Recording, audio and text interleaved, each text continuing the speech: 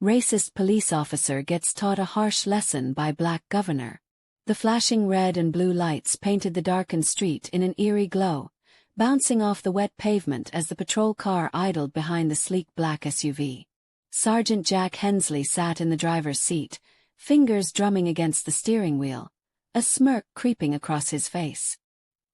He didn't pull people over in this part of town without a reason. And tonight, his reason was simple: the driver didn't belong here. He took his time stepping out of the car, adjusting his belt, making sure his badge gleamed under the streetlight. This was his favorite part, watching the confusion morph into fear as they realized what was happening. As he approached the driver's side window, he tapped the glass sharply with his knuckle. The window rolled down smoothly, revealing a black woman in the driver's seat, her hands resting calmly on the steering wheel. Her expression was unreadable, which irked him. He liked it when they looked nervous. Before I go on, I know you are enjoying the story, so I would really appreciate it if you give this video a like. Smash the subscribe button down below and turn on the bell notification to get notified whenever I drop a new video. Alright, let's continue. License and registration, Hensley demanded, leaning in just enough to make his presence overwhelming. The woman met his gaze without hesitation. What's the reason for the stop, officer? Her voice was steady, unshaken. Hensley narrowed his eyes. He didn't like being questioned. You failed to signal back there. There was no back there. He had been following her for 3 blocks, waiting for an excuse to flip on his lights. But that didn't matter. Most people didn't fight back, and if they did, he knew how to make their lives miserable. The woman tilted her head slightly, as if weighing her options. That's interesting, she said, reaching toward the dashboard. My vehicle is equipped with automatic signaling. It engages the turn signal whenever I change lanes. Hensley's smirk faltered. He straightened up, trying to regain control of the situation. Are you refusing to provide identification? She sighed and reached into her purse, pulling out her ID and registration. She handed them over without a word. He snatched them from her fingers, glancing at the name. Elaine Carter. The name rang a bell, but he dismissed it. It didn't matter who she was. As he ran her information through the system in his patrol car, something felt off. There were no flags, no warnings, no outstanding tickets, nothing he could use as leverage. Instead, her name kept triggering a memory just out of reach. He shook it off. When he returned to her vehicle, he leaned against the door. What brings you to this part of town? His tone was casual, but laced with the assumption that she needed a reason to be here. Elaine Carter's lips curved slightly, not quite a smile. Are you asking every driver that tonight, or just me? Hensley's jaw clenched. Just making conversation. She exhaled slowly, glancing at her watch. Officer, am I free to go? He wasn't ready to let this end. Something about her unshaken demeanor set his teeth on edge. Step out of the vehicle. For the first time her expression shifted. Not to fear but something closer to impatience. On what grounds? Hensley leaned in, dropping his voice. I don't have to explain myself to you. Her eyes flickered with something he couldn't quite place. She stared at him for a long moment before finally pushing open the door and stepping out. She was taller than he expected, standing with an effortless confidence that put him on edge. Turn around, he ordered. Hands on the vehicle. She didn't move. Are you detaining me? Do as I say. Her eyes never left his, and that's when he felt it, the shift in power. It was subtle but undeniable. He had pulled over hundreds of people, pushed them around, made them feel small. But this woman wasn't reacting the way she was supposed to. Then she spoke. Sergeant Hensley, do you know who I am? And just like that his stomach dropped. Hensley's smirk wavered for a fraction of a second, but he masked it with a scoff. I don't care who you are, he said, tightening his grip on his belt. Turn around and put your hands on the vehicle. Elaine Carter didn't move. She kept her feet planted firmly on the pavement, shoulders squared, and gaze locked onto him. The confidence in her stance set his teeth on edge. He was used to people reacting with fear, frustration, or desperation. But this woman wasn't giving him any of that. "You don't care who I am," she repeated, her tone measured. "Are you sure about that?" Hensley didn't like the way she said it. Like she knew something he didn't. His fingers twitched near his holster, not because he needed his weapon, but because he needed to feel control. "You think you're special," he sneered. "Your name doesn't mean anything out here." Elaine sighed, slow and deliberate. "Let's test that theory." She reached into her coat pocket, and Hensley's hand shot to his holster. "Keep your hands where I can see them," he barked. She didn't flinch, didn't show a shred of fear. Instead, she slowly pulled out a sleek black phone, tapped the screen twice, and held it up to her ear. "Yes," she said, voice calm but firm. "I need you to send someone to my location immediately." Hensley scoffed. "Calling your boyfriend? Your lawyer? News flash. You're still under my authority out here." Elaine didn't acknowledge him. She simply listened to the voice on the other end before responding. "Yes, Sergeant Jack Hensley. I believe you know the name." Something cold slithered down Hensley's spine. She listened for another second before nodding. "Good. I'll wait." Hensley stepped closer, his pulse spiking. "Who the hell do you think you are?" Elaine locked eyes with him. "Governor Elaine Carter." Silence swallowed the street. Hensley's mind stuttered. His body reacted before his brain could catch up, taking an instinctive step back. He blinked, searching her face, looking for any sign that she was lying. But the certainty in her expression told him everything. This wasn't some bluff. This wasn't some nobody. This was the governor. His heart pounded against his ribs, and for the first time in years, his mouth went dry. He had pulled over the governor. And worse, he had harassed her. Elaine tucked her phone back into her pocket and crossed her arms. "Now," she said, tilting her head slightly, "let's discuss your abuse of power, Sergeant." Hensley's face burned. You should have said something sooner." Elaine arched a brow. "Why? Would you have treated me differently?" He had no answer to that. A flicker of movement in his peripheral vision made him glance toward his patrol car. His body cam. It had been recording the entire time. His stomach churned. Elaine followed his gaze and smiled. "Ah, you just remembered, didn't you?"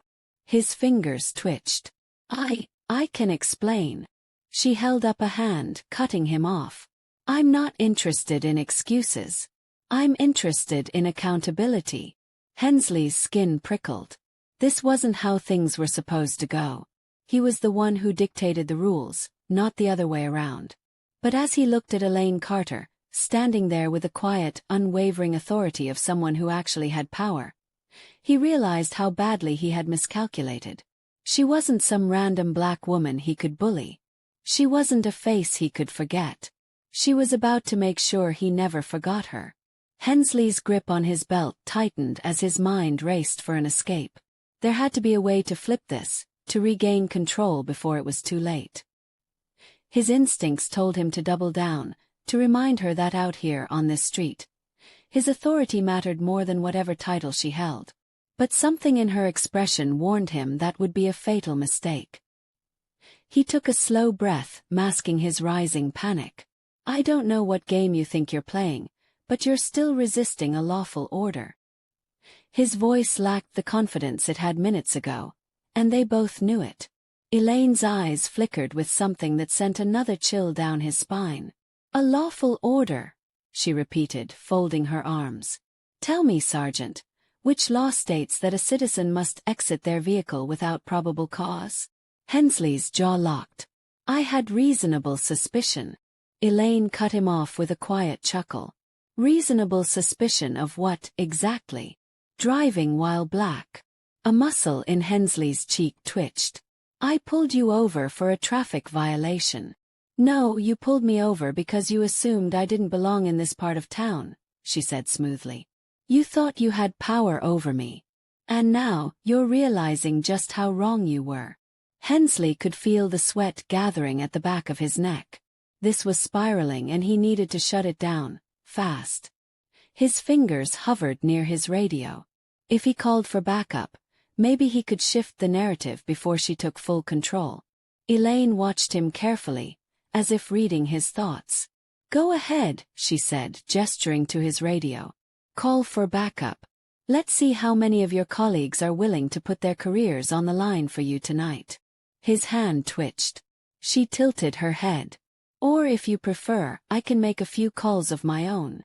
The words were simple, almost casual, but the weight behind them crushed the last shred of arrogance he had left. Hensley knew he was trapped. Still, his pride wouldn't let him back down completely. He pressed the radio on his shoulder. "This is Sergeant Hensley, requesting backup at my location," he said, forcing his voice to remain steady. Elaine smiled. "Good. I was hoping you'd do that." Hensley frowned. "What the hell is that supposed to mean?" She didn't answer. Instead, she pulled her phone from her pocket once again and made another call. This time she put it on speaker. The line clicked, and a deep, authoritative voice filled the air. "Governor Carter. What can I do for you?" Hensley stiffened. That voice was familiar. "Chief Daniels," Elaine said smoothly, eyes never leaving Hensley's.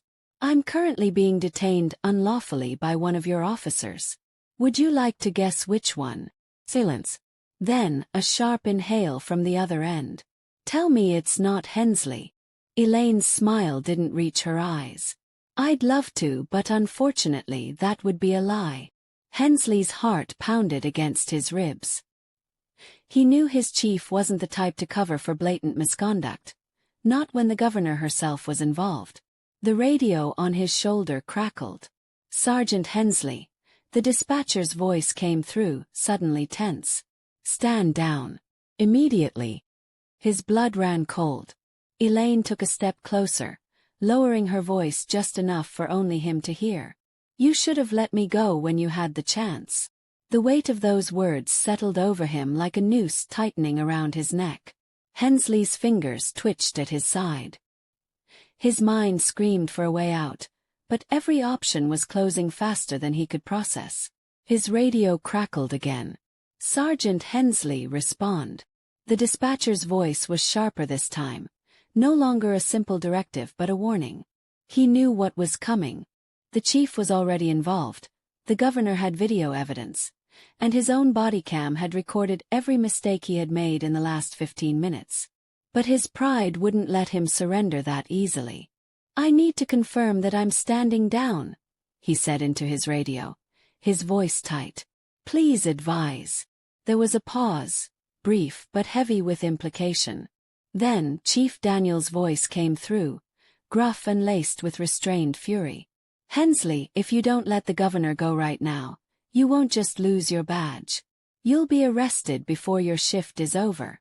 Elaine didn't move, didn't react, just kept watching him with that same unshaken confidence. She knew she had won. Hensley's jaw tightened so hard it ached.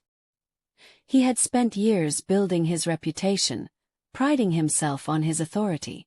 He had always been the one in control, the one who dictated how things went during a stop. Now the roles had reversed completely.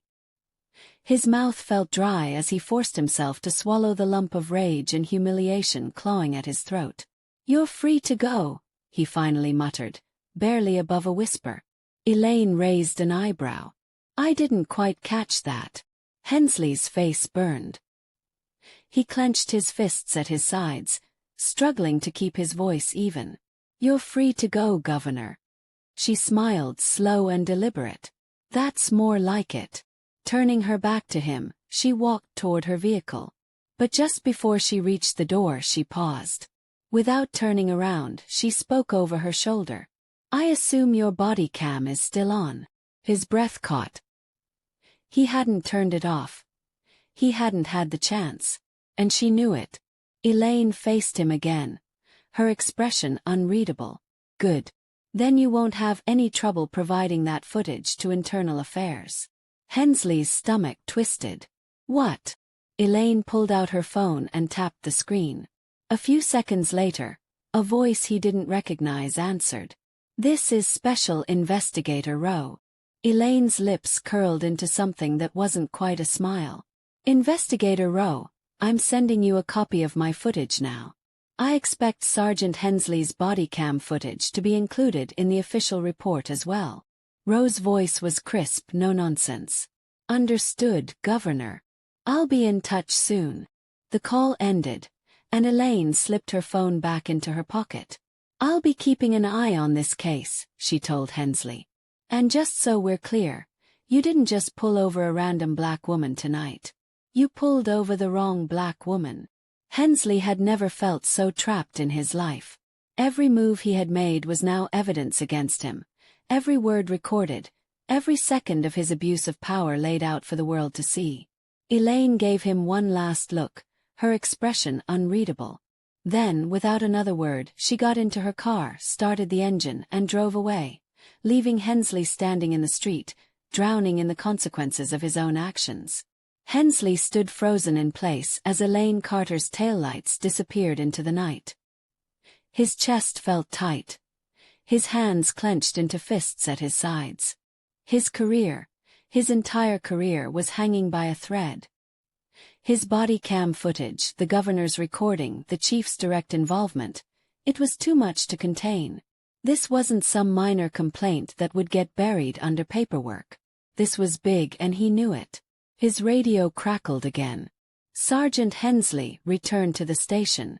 The chief's voice left no room for argument. Hensley didn't bother responding. There was nothing he could say that would change what was coming. He turned on his heel, walking stiffly back to his patrol car. His hands shook as he gripped the wheel, and for the first time in his career, the familiar red and blue lights reflecting off his hood didn't feel like a symbol of power. They felt like a warning. The drive back to the station was suffocating. Every turn of the tires sounded louder. Every red light dragged on longer than it should have. His mind churned, running through every possible angle, every way he could shift the blame. Maybe he could claim she had been hostile. Maybe he could say he hadn't recognized her and was just following protocol. But protocol wasn't on his side tonight. His body cam would show everything. When he pulled into the station's parking lot, he barely had time to put the car in park before the doors swung open.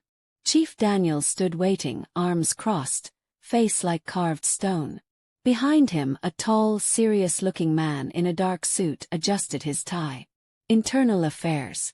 Hensley's stomach knotted. He stepped out of the car, forcing himself to keep his head high. "Chief," he greeted, his voice clipped. Daniels didn't return the courtesy. "Hand over your badge and gun now."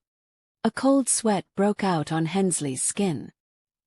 He had expected a hearing, a chance to explain himself. This was happening too fast. "Chief, let's." Daniels took a step forward. His voice a low growl. "Don't waste my time, Hensley. You just got caught violating the rights of the governor of this state. Do you understand how deep in it you are right now?" Hensley's throat tightened. He unfastened his holster, setting his gun down first, then reached for his badge. The weight of it in his palm suddenly felt different. Heavier. He had worn it for years, worn it like armor, like proof that he had power. Now, as he placed it in Daniel's outstretched hand, it felt like shackles snapping shut. The man in the suit stepped forward. "Sergeant Hensley, I'm Special Investigator Rowe.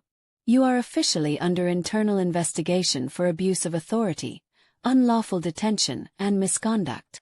His voice was clinical, detached, like Hensley was just another case file. "You are suspended effective immediately." Hensley's mouth went dry. "Suspended?" Daniels let out a sharp laugh, but there was no humor in it. "You think you're getting off easy? Governor Carter is personally overseeing this investigation. You're lucky if suspension is the only thing coming your way." Hensley felt the ground slipping from under him. She can't do that." Daniels arched an eyebrow. "She's the governor. She can do whatever the hell she wants." Hensley's pulse pounded in his ears. This wasn't just some complaint that would disappear after a few weeks. This was serious. You'll be escorted off the premises, Rowe continued. Your body cam footage will be reviewed immediately. You will be contacted for questioning soon. Hensley's stomach twisted. If they reviewed the footage, they'd see everything. The way he had smirked when he pulled her over.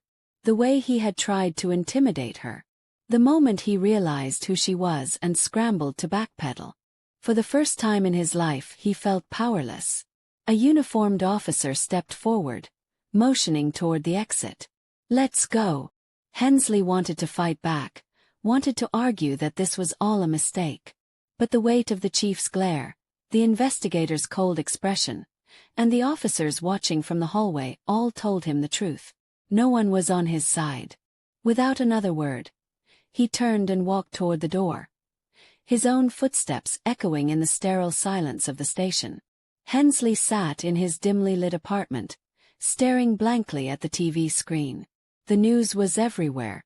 Every major channel, every website. His face plastered across the screen like a criminal. Sergeant Jack Hensley, a decorated officer with over a decade of service, is now under investigation for an unlawful traffic stop involving Governor Elaine Carter. The footage, released earlier today, shows a clear abuse of power, sparking outrage across the state. His stomach twisted. They had released the footage. He grabbed the remote and turned up the volume. The clip played in slow motion. The moment he demanded she step out of the car, the way he spoke to her like she was beneath him, the moment she revealed exactly who she was. And then the worst part, the look in his eyes when the truth hit him. They had zoomed in on his face. The anchor's voice carried on. In response, Governor Carter issued a statement earlier today, calling for full accountability and promising an overhaul of police oversight policies. Here's what she had to say. The screen cut to a podium, bright cameras flashing as Elaine Carter stepped up, poised and unshaken. She didn't even need notes. This isn't about one officer, she said firmly. This is about a culture that allows these abuses to happen every day to people who don't have the power to fight back. This time it happened to me. But how many times has it happened to someone without a title? Without a platform? The crowd murmured in agreement, nodding. Sergeant Hensley saw a black person in a nice car and assumed she didn't belong. That assumption wasn't just incorrect, it was dangerous. And it speaks to a larger problem within our law enforcement system. I have spoken with Chief Daniels, and I want to make one thing clear. This will not be swept under the rug. Hensley clenched his fists. The clip ended, cutting back to the news anchor. Governor Carter's statement has sparked statewide protests demanding justice and police reform. Meanwhile, Internal Affairs has confirmed that Hensley's actions are under review, and criminal charges may be on the table. His breath caught. Criminal charges. He turned off the TV, his pulse hammering in his ears. This was getting worse by the second. Suspension was bad enough, humiliating even, but if they filed charges, if he was convicted, his entire life would be over. The phone on his table vibrated. He snatched it up, expecting a call from his union rep, maybe even a lawyer. But when he saw the name on the screen, his blood ran cold. Chief Daniels. For a moment, he considered letting it go to voicemail. But that would only make things worse. Taking a steadying breath, he answered. Chief. Daniels didn't waste time. We need to talk. Hensley swallowed. Am I being arrested? Not yet, Daniels said flatly. But I'd start preparing if I were you. Hensley's grip tightened on the phone. Chief, You don't talk, Daniels snapped. You listen. Do you have any idea how deep you've buried yourself? The governor isn't just some random citizen filing a complaint. She has the power to rip this department apart, and guess what? You gave her the perfect excuse. Hensley's pulse pounded. There has to be something I can do. Daniels exhaled sharply. There was. About 10 steps ago. Now. You're out of options. The department is washing its hands of you. You're suspended indefinitely. And if IA recommends charges, we're not lifting a damn finger to protect you. The words landed like a punch to the gut. Hensley had spent years believing the badge would shield him, that as long as he was part of the system, he would be untouchable. Now that same system was throwing him away. "You brought this on yourself," Daniels continued. "Governor Carter made it clear, she wants real accountability. And you just became the poster boy for everything wrong with this department." Before I go on, I know you are enjoying the story, so I would really appreciate it if you give this video a like. Smash the subscribe button down below and turn on the bell notification to get notified whenever I drop a new video. Alright, let's continue. Silence stretched between them. Then Daniels spoke again, voice quieter this time. "I hope you understand something, Hensley. You didn't just mess up your own life. You've put a target on this whole department. And none of us are gonna take that fall for you." The line went dead. Hensley lowered the phone, his hands trembling. The weight of everything crushed down on him. The job he had dedicated his life to was gone. His reputation, destroyed. And now, there was a real possibility that he'd be facing charges. For the first time in his career, Jack Hensley finally understood what it felt like to be powerless. Hensley sat in the dark, gripping an unopened beer can so tightly that his fingers ached. The apartment felt smaller than usual, suffocating. The TV was off now, but he didn't need it to know what was happening. His phone had been vibrating non-stop for hours. Calls from reporters, messages from old friends either offering fake sympathy or distancing themselves from him completely. He had checked online earlier, just once, and instantly regretted it. His name was trending for all the wrong reasons. The headlines were brutal. "Racist cop faces backlash after unlawful stop of black governor. Disgraced officer under investigation. Criminal charges possible. Jack Hensley, the face of corrupt policing." Everywhere he looked, people were ripping him apart. Comment sections were flooded with outrage, with people demanding he be fired, arrested, locked away. His badge, the thing he had relied on for years to shield him, was now nothing more than a weight dragging him further down. And the worst part, he knew there was no coming back from this. His phone vibrated again, and this time he forced himself to check. It wasn't a number he recognized, but something told him to answer. "Hensley." His voice was hoarse, like he hadn't spoken in hours. A deep chuckle came from the other end. Well, if it isn't the most famous cop in the state." Hensley's grip on the can tightened. "Who the hell is this? An old friend." There was amusement in the man's voice. "Thought I'd check in, see how you're holding up. Not so fun being on the other side, is it?" Hensley's stomach twisted. The voice was familiar, but he couldn't place it. "If this is some kind of joke." "Oh, it's no joke," the man cut in. "See, you probably don't remember me. But I remember you." Then the man continued. "You pulled me over 3 years ago. Told me I fit the description. Searched my car, humiliated me in front of my wife. You found nothing, of course. But you still made me sit on the curb like a criminal." Hensley's blood ran cold. The man chuckled again. "You don't even remember, do you?" Hensley's jaw clenched. He had done that kind of stop so many times to so many people that they all blurred together. "Well, I remember," the man said. "And now here we are. Funny how life works." Hensley could hear the satisfaction in his voice. The tables had turned, and this man, whoever he was relishing every second of it. "Listen," Hensley forced out. "If you're calling to gloat, save it." "Oh, I am gloating," the man admitted. "But more than that, I'm watching. We're all watching." The call ended. Hensley stared at the phone, his pulse hammering. He had always believed himself untouchable, that no matter what he did, the system would protect him. But now the world was watching. And no one, not the department, not his so-called friends, not the badge, was coming to save him. Hensley sat in his car outside the law office, his fingers gripping the steering wheel so tightly his knuckles turned white. His lawyer had called him that morning, telling him in no uncertain terms that he needed to come in immediately. The urgency in his voice had been enough to send a cold weight settling in Hensley's stomach. He wasn't stupid. He knew what was coming.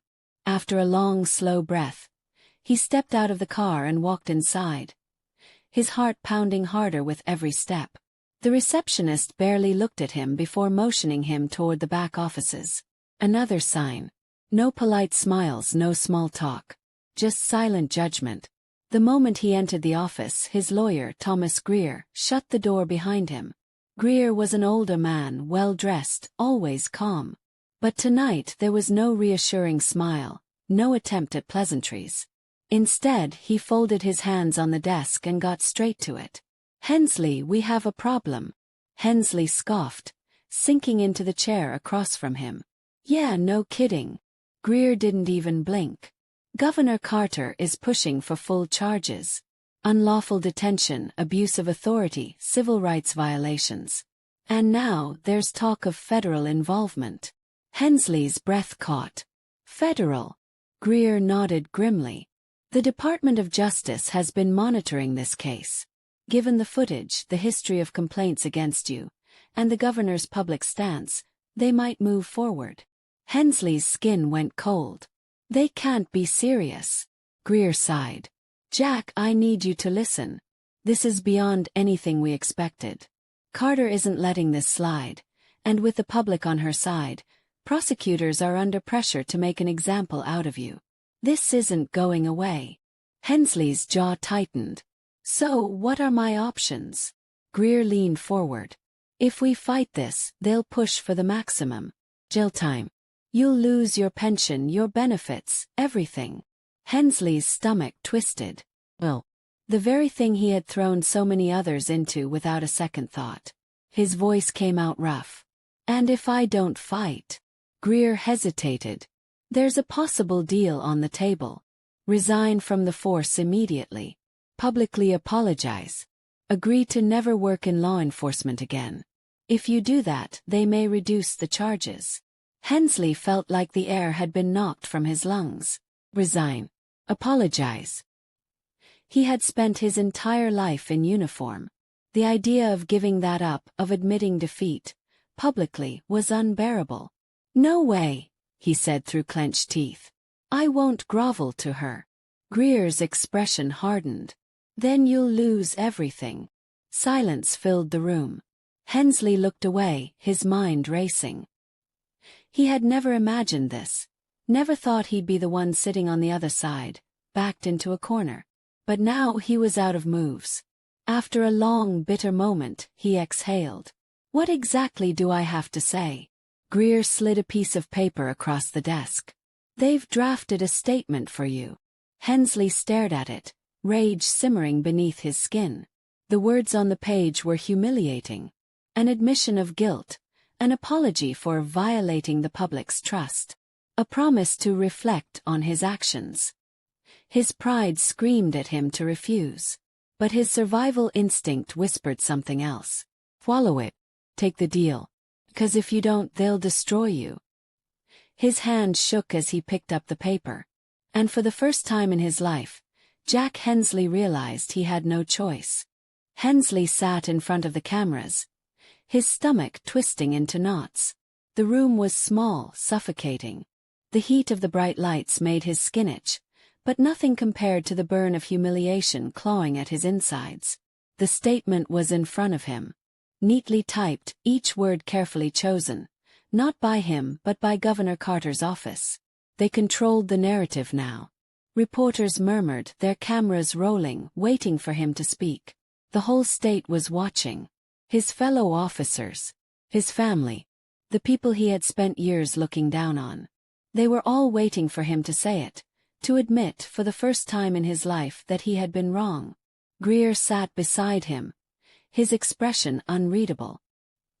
He had warned Hensley not to go off script, not to let his temper get the best of him. "Say exactly what's written," he had advised. "Anything else, and they'll bury you." Hensley gritted his teeth, forcing himself to look up. The cameras, the microphones, the cold, expectant eyes of the press, it all made him feel sick. But he had no choice. Not anymore. He took a breath, picked up the paper, and then, with a voice that felt foreign to him, he began to read. "I want to take full responsibility for my actions on the night in question. My behavior was unacceptable and does not reflect the values of law enforcement or the trust placed in me by the community. His own words felt like acid in his throat. But he kept going. I deeply regret my treatment of Governor Carter, and I sincerely apologize to her and to the people of this state for my actions. I understand that my conduct has caused harm, and I take accountability for the impact it has had. His fingers tightened around the edges of the paper. Effective immediately, I am resigning from the police force. I acknowledge that I failed in my duty to serve and protect equally, and I will take this time to reflect on my actions and learn from my mistakes. The room was silent. No one interrupted. No one offered comfort. They just watched. He set the paper down, his hands trembling. He wanted to scream. He wanted to fight. But he had already lost. The moment he stood, the reporters pounced. Do you believe this will be enough to repair the damage? Governor Carter says this is only the beginning of reform. How do you feel about that? Do you feel remorse, or are you just trying to avoid charges? Hensley didn't answer. Couldn't. He turned stiffly, walking out of the room as fast as his legs would carry him. He had spent years controlling others. Now he was the one being controlled, and he hated every second of it. Hensley stormed out of the press conference, his pulse pounding in his ears. The flashing cameras followed him like vultures circling a dying animal, but he kept moving, jaw clenched, fists tight. He had just stood in front of the entire state and groveled. And it still wasn't enough. The moment he stepped outside, a fresh wave of humiliation hit him. Protesters lined the sidewalk, holding signs with phrases like "No more corrupt cops" and "Accountability for all." The anger in their eyes was unmistakable. Some yelled at him, others just stood in silent judgment. Either way, the message was clear. They weren't just here for justice. They were here to watch him fall. He shoved through the crowd, ignoring the murmurs, the cameras still following his every move. He barely made it to his car before someone shouted, "Hey, Hensley! How's it feel to finally be on the other side?" Laughter rippled through the crowd. His hands clenched around the door handle, but he forced himself to stay quiet. Not here. Not now. He yanked the door open and slid inside, slamming it shut behind him. The noise outside faded, but the weight pressing on his chest didn't. He sat there, gripping the steering wheel so tightly that his fingers ached. He had spent his whole life believing people like them, the loud ones, the complainers, the so-called victims, were the problem. That if they just followed orders, stayed in line, there wouldn't be an issue. Now he was one of them. His phone buzzed in the cup holder. He glanced down. Chief Daniels. For a second he considered ignoring it. But instinct took over, and he snatched it up, pressing it to his ear. "Chief," he said, his voice strained. Daniels exhaled sharply on the other end. "I saw your little performance." Hensley's jaw tightened. "I didn't have a choice." "You had plenty of choices," Daniels shot back. "You just made all the wrong ones." Silence stretched between them. Then Daniels spoke again, his tone sharp. "You need to lay low. This isn't just about you anymore. The governor isn't stopping with your resignation. She's calling for a full investigation into the department. That means every complaint, every questionable stop, every cover-up. It's all getting ripped open." Hensley felt a cold weight settle in his gut. "People are talking," Daniels continued. "Internal Affairs is going after anyone with a history of misconduct. And guess what, Jack? That includes you." Hensley's grip on the phone tightened. "I already resigned. What more do they want?" Daniels let out a bitter laugh. "Oh, you still don't get it, do you? Resigning doesn't erase the past. You think Carter is gonna let this go? She wants blood. And if IA finds enough dirt, she'll make damn sure you don't just lose your badge. You'll lose your freedom." The words sent a chill through him. "I suggest you get yourself a damn good defense attorney," Daniels added. "Because if they find enough to charge you, no one in this department is coming to save you. The line went dead. Hensley stared at the phone, his pulse hammering. For years, he had been the one making the calls, issuing the threats, deciding whose life got ruined. Now, the system he had relied on was turning against him. And for the first time in his life, he was starting to understand just how terrifying that could be. Hensley sat alone in his apartment, the walls closing in on him. His once pristine uniform lay crumpled in the corner, the badge he'd worn for years now nothing more than a reminder of how quickly his power had vanished. Just days ago he had stood tall, thinking himself untouchable. Now he was drowning in legal threats, public outrage, and the unmistakable reality that he had no one left on his side. His lawyer had warned him. Things were moving fast. Internal Affairs had reopened every complaint ever filed against him, and the Department of Justice was now involved. Investigators were digging into his record, unearthing years of questionable stops, excessive force reports, and complaints that had been buried by his superiors. And without his badge, he had no shield. A sharp knock at the door snapped him out of his daze. His pulse jumped. He wasn't expecting anyone. For a split second, his old instincts kicked in. Reach for his gun, establish control. But he wasn't a cop anymore. He forced himself up, stepping toward the door. He peered through the peephole and his stomach twisted. 2 men in dark suits. Federal agents. Hensley swallowed hard, gripping the door handle. His fingers trembled, but he forced himself to pull it open. Jack Hensley. The taller agent flashed a badge. FBI. We need to talk.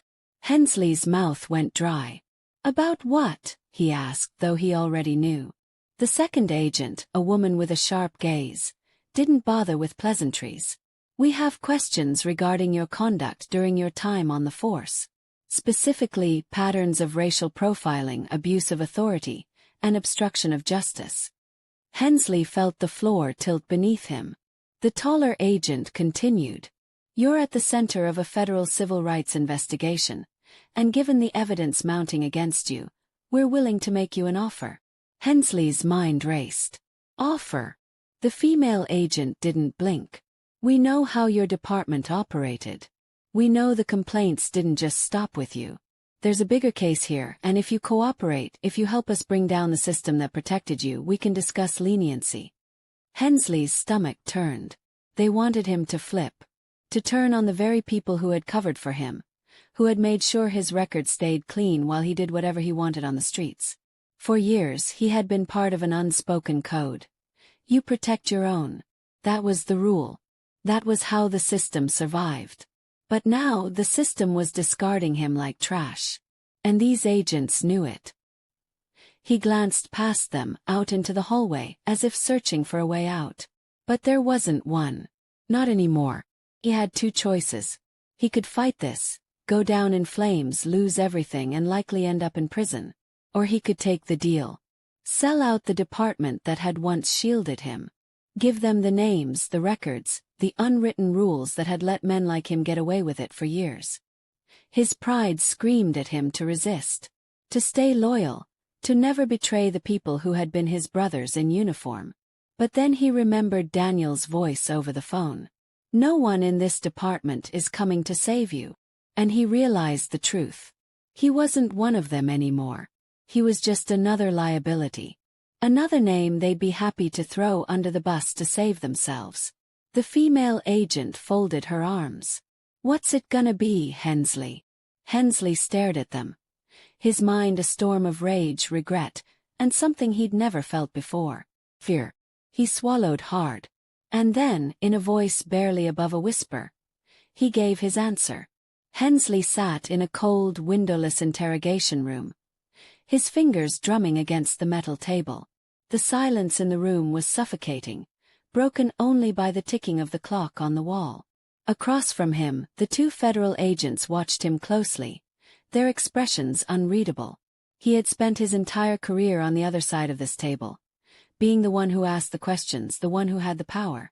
Now he was the one waiting, powerless. The male agent leaned forward. Before we start, I need to make one thing clear, Hensley. Hensley looked up, meeting his gaze. Before I go on, I know you are enjoying the story, so I would really appreciate it if you give this video a like. Smash the subscribe button down below and turn on the bell notification to get notified whenever I drop a new video. Alright, let's continue. This isn't just about you. We have a long list of officers with patterns of abuse, cover-ups, and illegal practices. If you cooperate, if you help us connect the dots, you might avoid the worst of this. But if you try to play games, you'll take the full weight of this investigation alone.